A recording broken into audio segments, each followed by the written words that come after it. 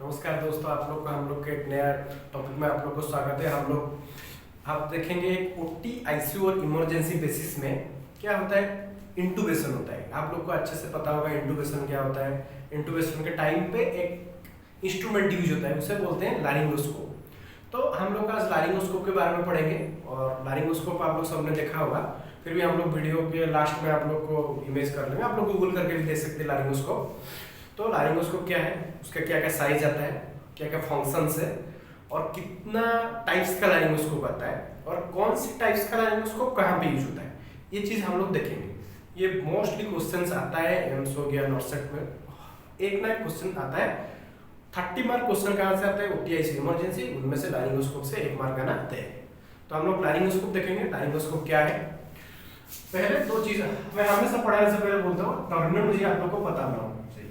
लारिंगोस्कोपी क्या है और लारिंगोस्कोप क्या है, हर टाइम आप लोग को टर्मिनोलॉजी पता होगा तो आप लोग क्लियर समझ में आ जाएगा आप लोग को। स्कोप क्या है, स्कोपी क्या है। तो हर टाइम स्कोप का मतलब क्या होता है, इंस्ट्रूमेंट। स्कोपी मतलब प्रोसेस। जैसे कि ब्रोंकोस्कोप मतलब जिसमें हम लोग ब्रोंकोस को देखेंगे। स्कोपी मतलब एक प्रोसेस है जो हम लोग ब्रोंकोस्कोप यूज करके ब्रोंकोस को विजुअलाइजेशन करेंगे। क्लियर। तो स्कोप क्या है, इज एन इंस्ट्रूमेंट।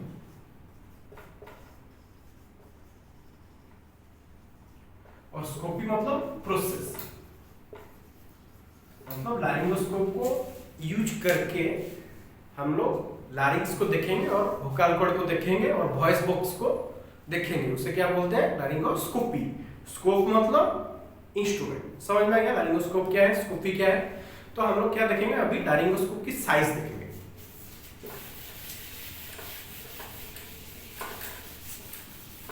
वो क्या होता है ना, 0 0 0 1 2 3 4।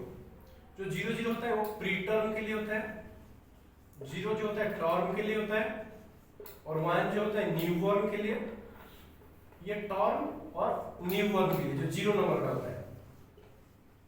और ये जो होता है इन्फेंट के लिए होता है 1, 2 जो होता है चिल्ड्रन के लिए होता है, 3 जो अडल्ट के लिए, 4 जो थोड़ा हेवी अडल्ट होगा, और जो फैट अडल्ट होगा, और उसे लार्ज अडल्ट भी बोलते हैं।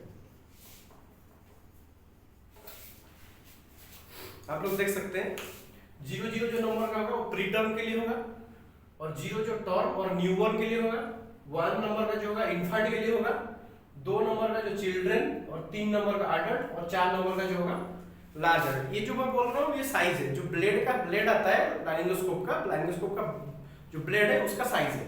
आप लोग याद रखना है 0 0 0 1 2 3 4। 0 0 क्या है, प्री टर्म, 0 क्या है टर्म, 1 क्या है इन्फेंट, 2 क्या है चिल्ड्रन, 3 क्या है अडल्ट, 4 क्या है लार्ज अडल्ट, और हेवी अडल्ट, और थोड़ा जो फैट हो गया।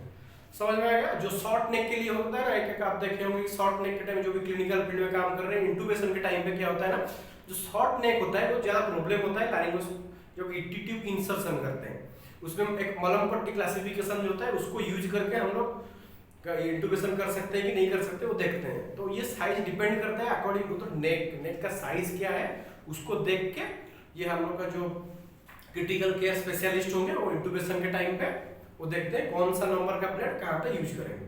समझ में आ गया आपको साइज क्या क्या है। और ये साइज याद रखना क्योंकि आजकल जो प्रीलिम्स और मेंस दो हो गया है, तो प्रीलिम्स में से छोटे छोटे क्वेश्चंस आते हैं, कितना नंबर का ब्लेड अडल्ट का केस में लारिंगोस्कोप में यूज होता है, और कितना नंबर का ब्लेड इन्फेंट में यूज होता है, कितना नंबर का ब्लेड टर्म में भी यूज होता है। समझ में आ गया। अभी हम लोग देखेंगे लारिंगोस्कोप का यूजेस क्या है और उसके फंक्शंस क्या है।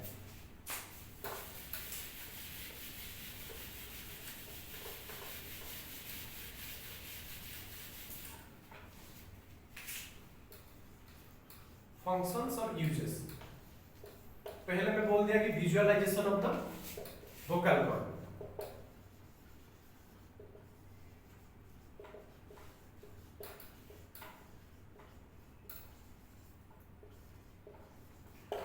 Second, foreign body obstruction.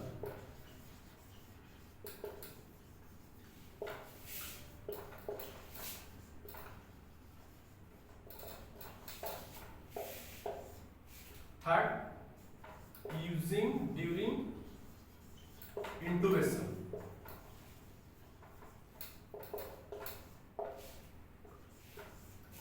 और any type of mouth cancer हुआ है तो उसमें हम लोग यूज करते हैं एयरवे को पैटेंट करने के लिए। पैटेंट तो आप लोग को पता होगा लाइंस को क्या बोलते हैं, वॉइस बॉक्स बोलते हैं, वोकल कॉर्ड। तो visualization of the vocal cord पहला क्लियर। सेकंड पॉइंट क्या है, फॉरेन बॉडी ऑब्स्ट्रक्शन। कुछ फॉरेन बॉडी ऑब्स्ट्रक्शन हो गया है, एयरवे को पैटर्न करना है तो हम लोग क्या करते हैं, लारिंगोस्कोप को यूज करके एयरवे को पैटर्न करते हैं जिससे पेशेंट को ब्रीथिंग डिफिकल्टी ना हो। सेकंड इंटूबेशन। इंटूबेशन मतलब क्या है आप लोग को पता होगा, insertion of the ETT. ETT क्यों इंसर्ट करते हैं, पेशेंट मेटाबॉलिक एसिडोसिस हो गया, अल्कलोसिस हो गया, पेशेंट का कंडीशन बहुत खराब है, पेशेंट खुद सांस ले नहीं पा रहा है तो हम लोग क्या करते हैं, ईटीटी लगाते हैं, लगा क्या करते हैं उसको इंटूबेशन बोलते हैं। इंटूबेशन करते हैं बाय द लारिंगोस्कोप। और क्या है, मैंने जैसे बोला एयरवे पैटर्न करने के लिए हो, कुछ फॉरेन बॉडी ऑब्स्ट्रक्शन हो गया, उस केसेस में हम लोग क्या करते हैं ना, कौन सा यूज करते हैं, लारिंगोस्कोप को यूज करते हैं। अभी देखते हैं टाइप्स ऑफ लारिंगोस्कोप।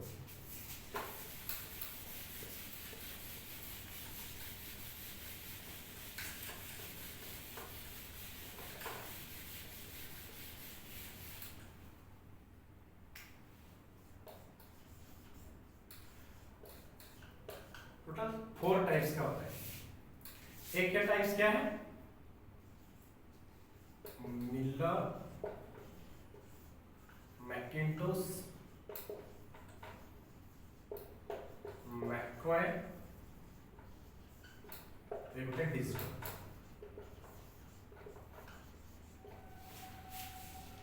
ये हम लोग देखते हैं कौन से देखें, मिलर, मैकिन्टोश और क्या है, मैकॉय और डिजिटल।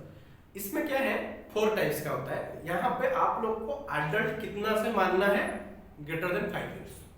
ग्रेटर देन 5 इयर्स है तो आप लोग को मानना है कि ये अडल्ट में है और इस टाइप का हम लोग यूज करेंगे। कौन सा टाइप का यूज करेंगे, अकॉर्डिंग टू ब्लेड को लेके, ब्लेड का साइज और शेप को लेके ये क्लासिफिकेशन हुआ है।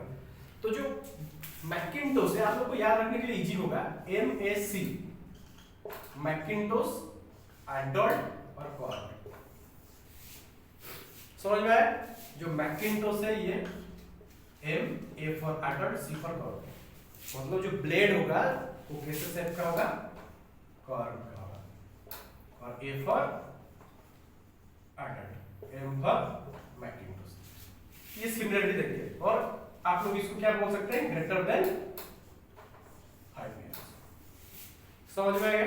अभी मिलर, ये भी M से है लेकिन M यहाँ पे कुछ नहीं है, यहाँ पे सिर्फ MAC लगा के लिखा हुआ है, M, C फॉर चिल्ड्रन और A for S for straight. और इसे आप लोग लिख सकते हैं Miller, straight, children, MSC, easy होने के लिए। मिलर, स्ट्रेट और C फॉर चिल्ड्रन। जो स्ट्रेट होगा, जो ब्लेड है वो स्ट्रेट रहेगा, वो है मिलर। जो कर्व वाला ब्लेड होगा वो है मैकिन्टोश। वो कौन से केस में यूज होगा, एडल्ट के। एडल्ट मतलब ग्रेटर देन 5 ईयर और चिल्ड्रन मतलब less than 5 year. Next McCoy. McCoy जो होगा वो मूवेबल होगा। जो ब्लेड होगा वो पीछे वाला एक सरफेस में एक हैंडल जैसे होगा, जिसमें हैंडल लगा होगा। वो हैंडल का मूवमेंट होने से लारिंगोस्कोप का ब्लेड जो है वो मूवमेंट होगा। वो कौन सा है, मैकॉय टाइप का है। और डिजिटल आप लोगों को पता होगा, कंप्यूटर होगा और उसमें दिखाई दे पड़ेगा कि ये इंटूबेशन के लिए पूरा इजी होता है। आजकल सब डिजिटल हो गया है, ये सबसे मोस्ट कॉमनली यूज होता है मैकिन्टोश क्लिनिकल फील्ड में। और आजकल जो OT-ICU में जो बड़े बड़े हॉस्पिटल्स है आप लोग का, उसमें क्या होता है ना, ज्यादा डिजिटल यूज होते हैं। हाँ, OT केसेस में डिजिटल यूज हो रहे हैं। तो आप लोग को समझ में आ गया लारिंगोस्कोप क्या है, लारिंगोस्कोपी क्या है, यूजेस उसका क्या है, टाइप्स क्या है, साइजेस क्या है और उसका फंक्शंस क्या है।